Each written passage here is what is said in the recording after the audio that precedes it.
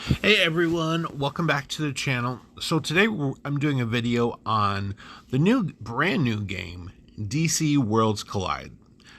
Disclaimer here, this is not available anywhere except for Malaysia, Thailand, Indonesia, and the Philippines.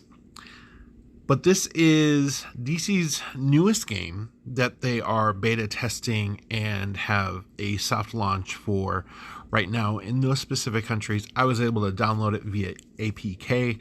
I don't have access to the store, so I couldn't buy anything, which if you know me, you know I love spending and getting all the goodies. And so this has been a very tough experience, but this developer has done such a great job so far, at least this stage in the game, of not heavily monetizing this game. It is one of the, I would probably say one of the best free-to-play games I've ever played on mobile so far.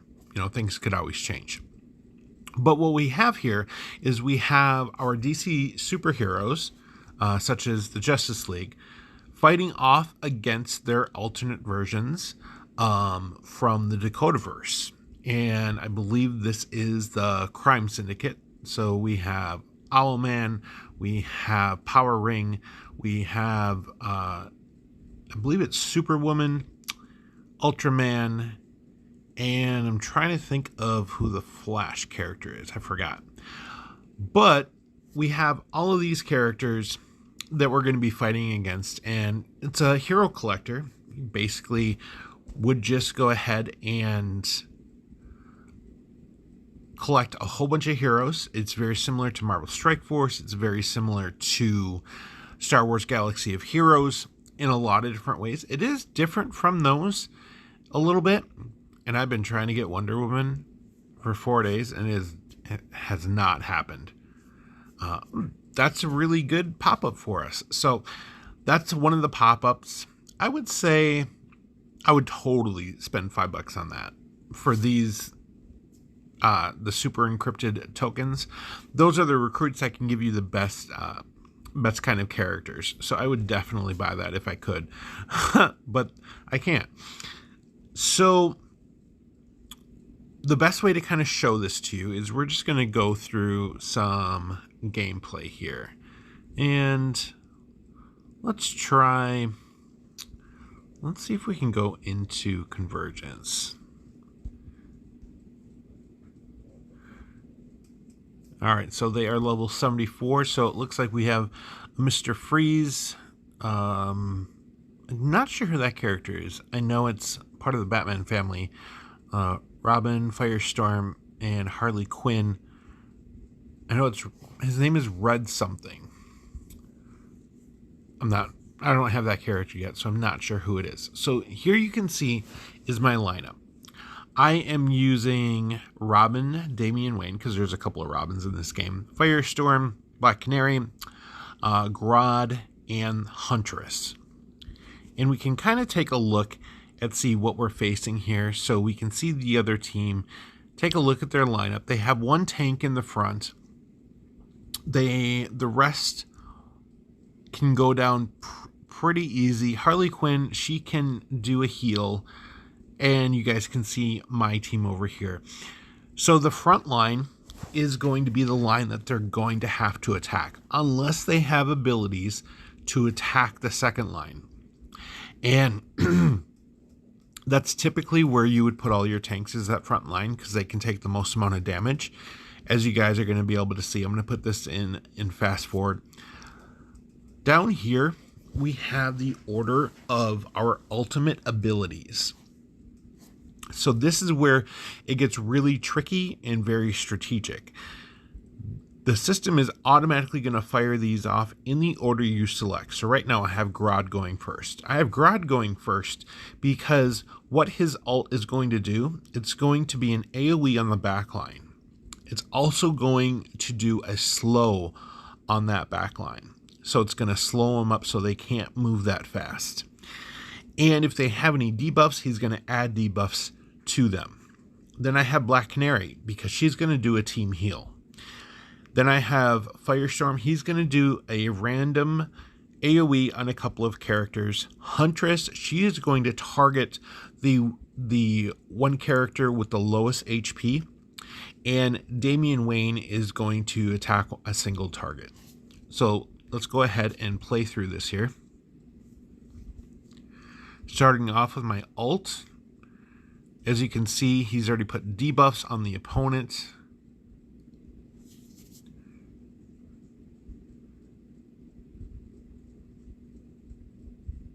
And Damian Wayne's already down over there. So what Mr. Freeze did right there is he put an, I believe it is an ice casket on himself. Really high defense on there. And so Grog is continuing to slow that back line to try to slow them up.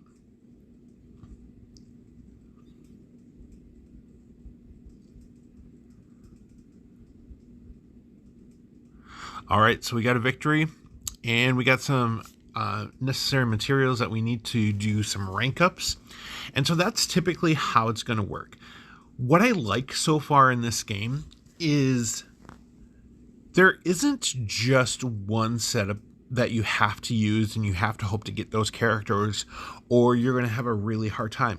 We've been finding a lot of different setups. Now, keep in mind, the game right now for PvE is focused on Poison. So Poison, Ivy, and Scarecrow are a really good team. You're going to see a lot in PvE. Not necessarily in PvP.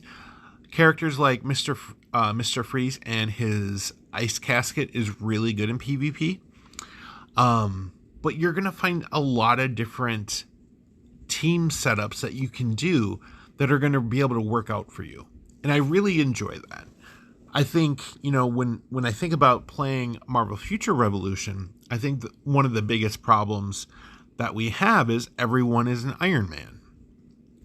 And I think that's an issue, because what's the point of seeing Iron Man all over the place? I don't want to see one Marvel character when it's a Marvel game of just one character all over the place. So I think this game does a really good job on managing that really well.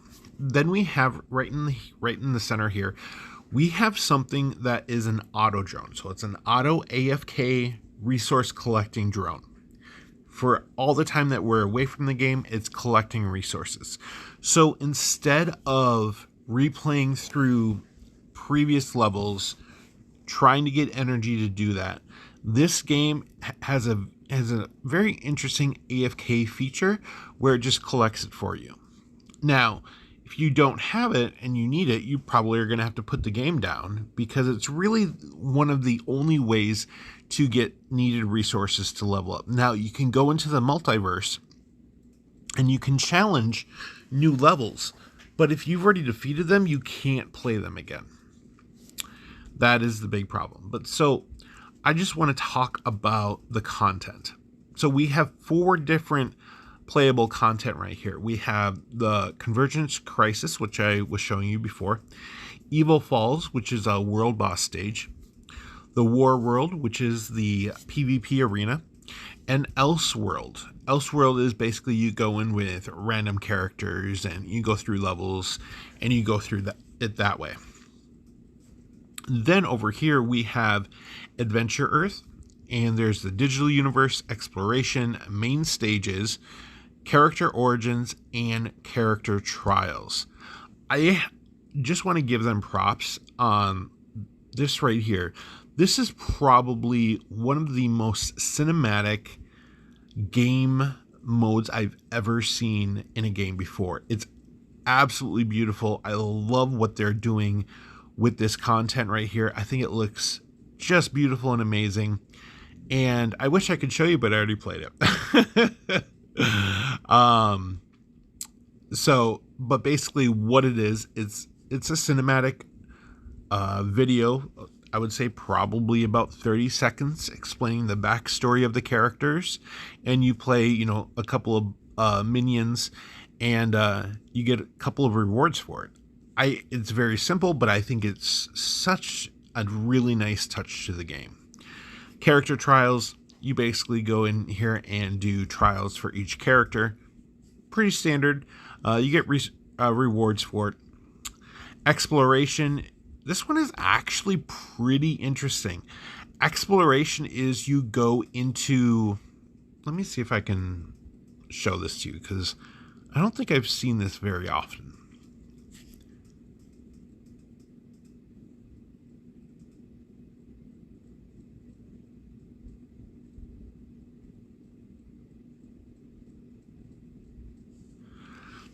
So it's an interactive, almost like a diagram, an interactive diagram.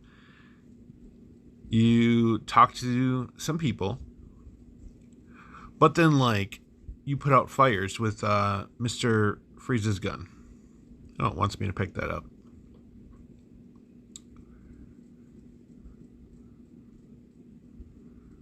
And so I put out his fire, and it froze him. So there's like really just weird things about this. It's really interactive. You can screw up some things, and then you got to start it back over. There are shortcuts you can take through this diagram. There's a little map right here of what it looks like. I think it's a really great game mode. It's not... What I like about it is there's so many different game modes you can play that you don't really have to worry about running out of things to do. And then, of course, this is going to be the main stage. I'm at level 8-15, and that one's a little difficult for me to do. So I am waiting on leveling up another character through the drone of getting those resources. Then we have an archive, and every time we get a new character, we can get 50 gems, and you can see the archive right here of what I have for all these characters and a whole bunch of characters I don't have. Poison Ivy is escaping me right now, and she is probably one of the best characters in the game because she has a very good setup. Then over here, we have the Bat Cycle, and you actually take out the Bat Cycle during your campaign, and it will actually, for the first round, electrocute the first line of opponents for you and do some damage. Additionally, let's see, you can equip it with certain items so that it can do additional damage or put additional debuffs on the opponent. That I really like that touch, and you can get that upgraded to the Batmobile and a couple of other things in there as well. Hall of Justice, that is going to be your alliance location every day.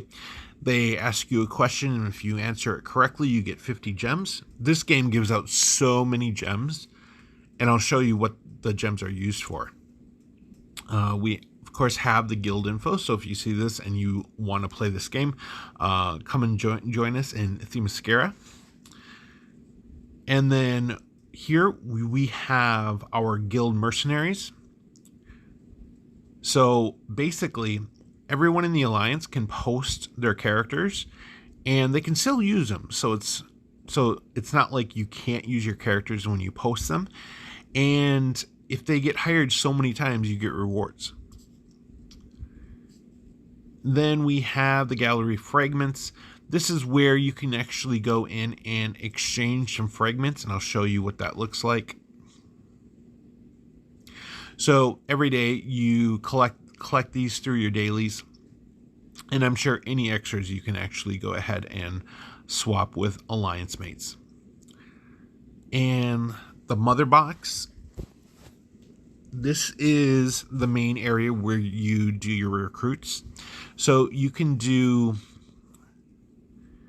the super encrypted tokens. Those are going to have chances for a higher value character, or you can do just a simple character recruitment. This one is gems, and it's really easy to do 10 recruits a day with how many gems they give you. At least 10 recruits a day. And we're done over there. Just making sure I grabbed everything before we move on to the stores. All right. So the first store that we have is an in-game store, or I'm sorry, in-game monetary store. So all of these, it's not real money. It's just money from in the game, and you can easily go ahead and get some rare shards, or you can get some of the titanium that you need to level up your characters. Then we have the real store. And I just want to show this to you so that you can have an idea of like how it's monetized. So my characters are at level 80, so it'll give you an idea of where I am with the store. I think that they definitely have some microtransactions in here, and definitely some bigger transactions. You can upgrade your drone for $4.97. There's the Vault Fund, so you get all those gems for how much you level up and go through the content. I didn't realize there are 16 different campaigns. Whew, that's a lot of campaigns for a brand new game. And then the special offer pack. Of course, I would I'm glad I can't spend, because I would be going for a couple of those. And then the purchase of, I think it can start out really small, and I think this could get really aggressive. We take a look at that. So there's definitely monetization within this game. But what I would say is that since we don't have access to the Google Play Store, because we're using an APK to use the game, that this game is a very sweet and solid game. So if you are curious about this game and you want to try it out, you do need to find the file on the interwebs. It's out there. If you just Google DC Worlds Collide. And you could easily play this. You could play it on your phone, or you can play it on BlueStacks. How I did this on my phone was I downloaded an XAPK installer. The file extension is an XAPK. And once I did that, my phone read the file right away and was able to install it. On BlueStacks, it gets a little different. BlueStacks, you have to create an instance of Pi, which is one of the newer Android operating systems. And then you're going to have to go ahead and go get the file and then use the APK function within BlueStacks to go ahead and install that file. If you have any questions about that, you can drop them down below and I can try to troubleshoot whatever you have going on. But let me know. What do you guys think of this? How does it look to you? Are you interested in this type of game? Like I said, I can't speak highly enough about it. I think it's a lot of fun. My biggest concern, I will be honest with you guys, my biggest concern is that monetization. That monetization just being like the rest of mobile games there are.